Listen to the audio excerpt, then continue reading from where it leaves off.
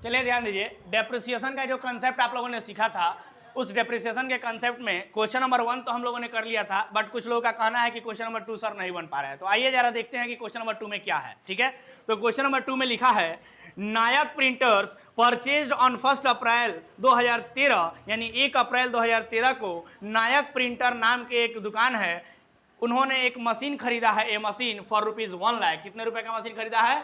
1 लाख का मशीन खरीदा है on 1 October in the same year. और फिर कहता है उसी साल में 1 अक्टूबर को second machine costing ₹50,000 was purchased, यानी कि 1 लाख का तो मशीन खरीदे ही खरीदे थे, साथ में 50,000 रुपये का एक और मशीन खरीद लिए उसी साल में। लेकिन कौन से डेट को बोलो? 1 अक्टूबर को खरीदे हैं, 1 अक्टूबर को। ठीक है, चलो तो 2 मशीन हो गया, एक अप्रैल को खरीदा गया था और दूसरा मशीन 1 अक्टूबर को खरीदा गया था। आगे कहता है depreciation was provided on 31 March annually at 10% per annum by fixed instalment method. ये तो आसानी कर दिया जी, फिक्स्ड इंस्टॉलमेंट मेथड से हमें 10% पर एनम, चूंकि परसेंटेज भी बड़ा आसान दे दिया है, 10% कैलकुलेशन आसान होगा हमारे लिए, है कि नहीं? तो 10% पर एनम के हिसाब से हमें फिक्स्ड इंस्टॉलमेंट मेथड से हमें क्या करना है? डेप्रिसिएशन कैलकुलेट करना है। तो कहता है give the machinery account for 2013-14 and 14-15। 2 सालों का मशीनरी अकाउंट बना देना है, काम खत्म। तो इसमें क्यों नहीं, क्या दिक्कत है जी? इसमें आंसर मैच नहीं कर रहा है। आइए देखते हैं क्या कहता है। तो इसमें हमें करना क्या है सर? बस मशीन अकाउंट निकालना है और मशीन अकाउंट बना के दिखा देना है 2 सालों का। लेकिन उसके लिए हमें क्या करना है? वर्किंग नोट करना पड़ेगा डेप्रिसिएशन कैलकुलेट करने के लिए। तो आइए सबसे पहले हम लोग जो बनाना है उसका फॉर्मेट बना ले। क्या करना है सर? मशीन अकाउंट बनाना है। देखो तो मशीन अकाउंट, मशीन अकाउंट का फॉर्मेट सबसे पहले आप लोग बना लेंगे। ये हमारा फॉर्मेट है सिंपल सा, लेजर अकाउंट बनाना होता है, सबको पता है। ये हमारा कौन सा साइड है? क्रेडिट अमाउंट, पर्टिकुलर, ये बोलो अमाउंट, और ये पार्टिकुलर। अच्छा डेट का भी कॉलम दे दें, चलो डेट का भी दे देते हैं, यहाँ पर डेट हो जाएगा। और 2 साल का, वैसे डेट कोई ज़्यादा इंपॉर्टेंट नहीं है बट दे दो, सही रहेगा। पार्टिकुलर नहीं, लेकिन 2 मशीन है तो डेट देना जरूरी है, डेट देना है। ठीक है, चलो 2 मशीन है और अलग अलग डेट को खरीदा गया है, इसलिए डेट का कॉलम अनिवार्य है, देना ही पड़ेगा आपको। और हाँ, एक और बात आपको साथ साथ ही बता दें हम, क्या है सर कि डेट का बड़ा बढ़िया खेल है। कहने का मतलब मेरा ये है कि जो डेट को अच्छे से समझ लिया उसका कमांड हो गया इस चैप्टर पर। जो इस चैप्टर में डेट को पकड़ रहा है बढ़िया से, डेट को समझ पा रहा है बढ़िया से, उसका ये चैप्टर स्ट्रांग रहेगा। अदरवाइज कहने के लिए चैप्टर बहुत आसान है, लेकिन सर अगर डेट पर आपका पकड़ नहीं होता है तो यही चैप्टर आपको बहुत दिक्कत देगा, बहुत प्रॉब्लम क्रिएट करेगा। हर क्वेश्चन में डेट ही क्लियर नहीं रहेगा, इसलिए डेट मस्ट बी क्लियर, है ना? चलो ध्यान दो। तो अगर बात करते हैं कि पहला मशीन कब खरीदा गया था? 1 अप्रैल को खरीदा गया था, 1 अप्रैल 2013 को। तो मशीन जब खरीदा जाता है तो उसके लिए एंट्री क्या पास करते हैं? Machine account debit to cash account. तो हम लोग बना रहे हैं मशीन अकाउंट, तो मशीन अकाउंट डेबिट हुआ है तो मशीन के डेबिट साइड में जाके क्या लिखेंगे? बोलो ना, कौन से डेट को? 2013 अप्रैल 1 को क्या लिखेंगे? To cash account. कितने रुपए का मशीन खरीदा गया है? 1 लाख रुपए को। लिख देंगे क्या? बोलो कोई दिक्कत? चलो अब आगे बात करें। अगर हम अब मशीन तो सर खरीद लिया गया, लेकिन अब इस मशीन पर क्या करना है? डेप्रिसिएशन चार्ज करना है, और वो भी साल के अंत में चार्ज करना है। तो अगर हम बात करें कि सर डेप्रिसिएशन चार्ज करना है साल के अंत में, तो उसके लिए वर्किंग नोट करना पड़ेगा। लेकिन सर साल का अंत आने के पहले ही, साल के बीच में ही एक और मशीन खरीदा गया है, और कौन से डेट को खरीदा गया है? 1 अक्टूबर को। तो सर ये साल का जो शुरुआत है 1 अप्रैल, इसका अंत कब होगा?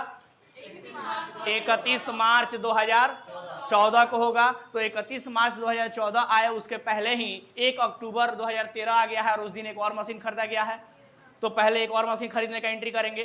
तो 1 अक्टूबर को एक और मशीन खरीदा गया है, तो फिर यहाँ पर हम लोग डेट डालेंगे अक्टूबर 1, और एक और मशीन खरीदने का एंट्री क्या होगा? फिर से वही machine account debit to cash account. तो मशीन अकाउंट के डेबिट साइड में आएंगे और लिखेंगे टू कैश अकाउंट। यहाँ पर मशीन 1 लिख दो और यहाँ पर मशीन 2 लिख दो।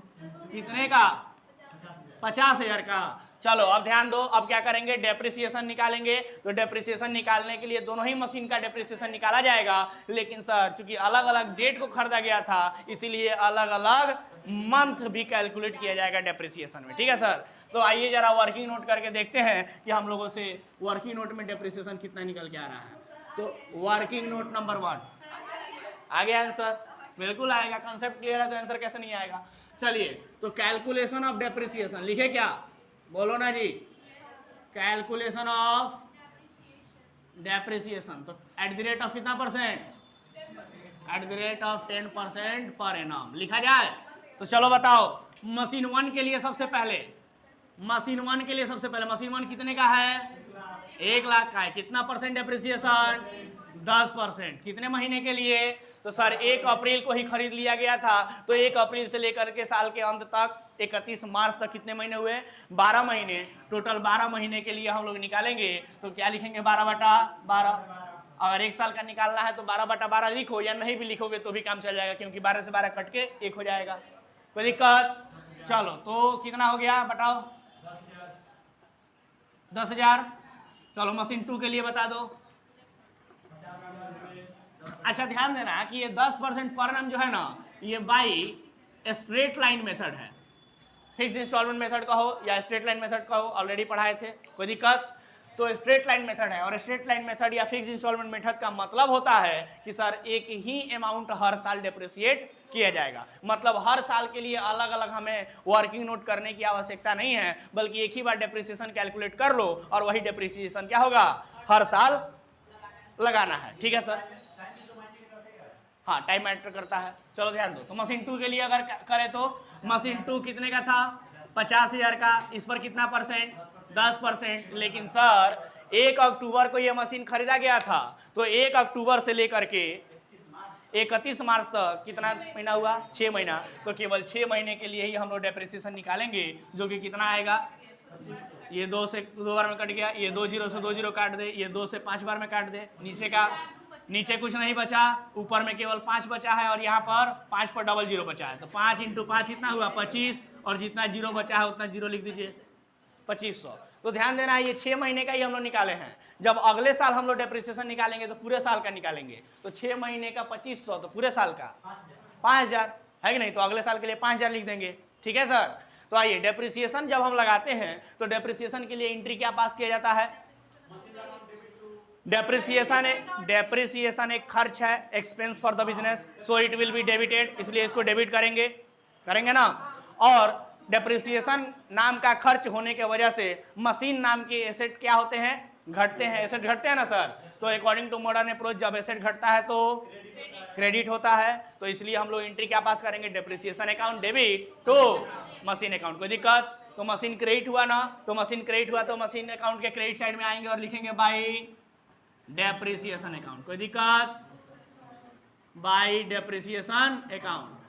2 मशीन है ना जी, तो मशीन 1 और मशीन 2 दोनों के लिए अलग अलग लिखेंगे। मशीन 1 कितना है, 10,000, और मशीन 2 कितना है, 2500, दोनों को इनर कॉलम में लिख के बाहर कर दीजिए 12,500। कोई दिक्कत, चलो डेट भी डाल देते हैं। डेट कौन सा होता है, साल का अंतिम दिन, तो साल जब शुरुआत हुआ है 1 अप्रैल 2013 से, तो साल खत्म कब होगा, 2014 मार्च 31। कोई दिक्कत किसी को, चलो अब ध्यान दो, तो ये हमारा सेम हो गया डेप्रिसिएशन दोनों के लिए वही डेट। तो अब बताओ इतना रुपया का था एसेट, दोनों में से इतना रुपया डेप्रिसिएट हो चुका है, तो सीडी बचेगा, उसके बाद क्या करते हैं, बैलेंस सीडी। अब कुछ तो करना नहीं है, तो साल के अंत में क्या करेंगे, बैलेंस सीडी। और बैलेंस सीडी कितना रुपया किया जाएगा, तो मशीन 1 के लिए भी सीडी कर दो, मशीन 2 के लिए भी सीडी कर दो।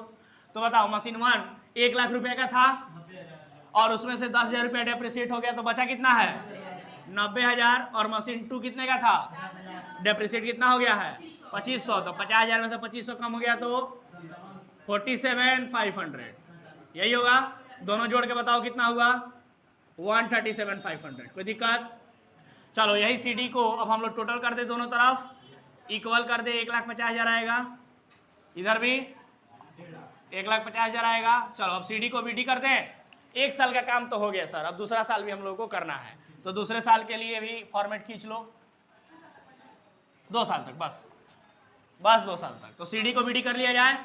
तो बीडी करेंगे तो अगले साल के, बोलो, अगले साल के 1 तारीख को। तो अगला साल कौन सा होगा? 2014 अप्रैल 1। क्या करेंगे? To balance. सीडी की है तो पहले बीडी करेंगे ना, बीडी करेंगे मशीन 1 के लिए और मशीन 2 के लिए भी। मशीन 1 के लिए कितना है? 90,000। मशीन 2 के लिए सीडी कितना है? 47,500। तो यही करेंगे बीडी में। कोई दिक्कत किसी को? चलो कितना रुपया हो गया ये? 137,500। कोई दिक्कत? चलो अब करना क्या है, इस साल में कोई मशीन खरीदा गया है क्या? क्वेश्चन में कुछ इंफॉर्मेशन नहीं दिया है, कोई मशीन नहीं खरीदा गया है। कोई और घटना घटी है क्या? कुछ नहीं हुआ है। तो सीधे क्या करेंगे, साल के अंत में आएंगे और डेप्रिसिएशन लगा देंगे। तो डेप्रिसिएशन लगाएंगे तो उसके लिए एंट्री फिर से वही, depreciation account debit to machine account. तो मशीन क्रेडिट हुआ ना, तो मशीन के क्रेडिट साइड में आएंगे और लिखेंगे बाई डेप्रिसिएशन अकाउंट। लेकिन डेट कौन सा होगा? साल का अंतिम दिन। और जब साल का शुरुआत 1 अप्रैल 2014 को हुआ है तो साल खत्म कब होगा? 2015 मार्च 31 को होगा। क्या लिखेंगे? बोलो, बाई बैलेंस नहीं, बाई डेप्रिसिएशन। लिख दे क्या? Depreciation account. Machine 1, machine 2। चलो तो मशीन 1 का जो डेप्रिसिएशन था, ध्यान दीजिए जब हम लोग कैलकुलेट किए थे, चूंकि एसएलएम मेथड है, स्ट्रेट लाइन मेथड है, तो हर साल एक ही मेथड मतलब मेथड है, तो हर साल एक ही क्या होगा? डेप्रिसिएशन चार्ज किया जाएगा। मतलब मेरे कहने का ये है कि स्ट्रेट लाइन मेथड से अगर हम लोग डेप्रिसिएशन लगाते हैं तो स्ट्रेट लाइन मेथड को फिक्स इंस्टॉलमेंट मेथड या इक्वल इंस्टॉलमेंट मेथड भी कहा जाता है। कहने का मतलब ये है कि इस मेथड के अनुसार हर साल का जो डेप्रिसिएशन का अमाउंट होता है वो सेम होता है, चेंज नहीं होता है। जो डेप्रिसिएशन का अमाउंट पहले साल डेप्रिसिएट लगा था डेप्रिसिएशन, उतना ही अमाउंट दूसरे साल, तीसरे साल, चौथे साल भी और आने वाले साल भी लगते रहेंगे। क्लियर है बात? तो सर मशीन 1 का पूरा 1 साल का डेप्रिसिएशन निकाले थे हम लोग, कितना आया था? 10,000। तो यहाँ भी दूसरे साल भी हम लोग डेप्रिसिएशन लगाएंगे तो मशीन 1 में कितना लगाएंगे? पूरा का पूरा 10,000 रुपया ही लगाएंगे। लेकिन मशीन 2 की बात करें तो पिछले साल जब हम लोग कैलकुलेट किए थे तो मशीन 2 के लिए केवल 6 महीने के लिए ही हम लोग कैलकुलेशन किए थे, और 6 महीने में कितना आया था? 2,500 रुपया। तो यहाँ तो सर पूरे साल का लगाना है ना, दूसरे साल में तो 1 अप्रैल से लेकर के 31 मार्च तक लगाना है। तो कहने का मतलब पूरे साल के लिए लगाना है, पूरे 12 महीने के लिए लगाना है। तो अगर 6 महीने का 2,500 रुपया आ रहा है तो पूरे 12 महीने का 5,000। तो यहाँ पर लिख दे 5,000। तो बताओ कितना हो गया? 15,000। अब ध्यान से सुनो, मशीन 1 90,000 का था और वो डेप्रिसिएट होके कम हो गया 10,000 से, तो अब कितने का बचा? तो अब कुछ और करना है क्या इसमें? नहीं, बैलेंस सीडी कर दिया जाए। तो लिखेंगे क्या इसी डेट को? क्या लिखेंगे? बाई बैलेंस सीडी, मशीन 1 और मशीन 2। कोई दिक्कत? चलो बताओ, 90,000 का मशीन 1 था, 10,000 से कम हो गया तो कितने का बचा है? 80,000 का बचा है। मशीन 2 की बात करें तो 47,500 का था, 5,000 कम हो गया तो कितना बचा? 42,500। दोनों जोड़ के कितना लिखेंगे? 1,22,500 हो गया सीडी। अब क्या दोनों तरफ इक्वल कर दिया जाए? कितना रुपया से इक्वल करेंगे दोनों तरफ? 1,37,500। खत्म। चलो 1,37,500 खत्म हो गया। अब इस सीडी को क्या कर सकते हो? एज इट इज उठा के बीडी कर सकते हो, या नहीं भी करोगे तो कोई दिक्कत नहीं है, ठीक है। लेकिन हम सजेस्ट करेंगे कि सीडी को भी बीडी कर दो। तो ये था आपके 2 सालों का मशीन अकाउंट का लेजर अकाउंट। कोई दिक्कत? बोलो। तो क्या आंसर मैच कर रहा है? कैसे आंसर मैच आप लोगों का नहीं कर रहा था? सिंपल सा क्वेश्चन है। चलिए, कैलकुलेशन मिस्टेक, यस, कैलकुलेशन पर ध्यान देना है और डेट पर कंसीडर करना है, ठीक है। चलिए, तो इस तरीके से हमने देखा, ये हमारे बुक का क्वेश्चन नंबर कौन सा था? क्वेश्चन नंबर 2 बन के तैयार हो गया। कोई दिक्कत? चलिए, और इसी हिसाब से आप लोग क्वेश्चन नंबर 3 देखिए तो क्या बन पा रहा है कि नहीं बन पा रहा है।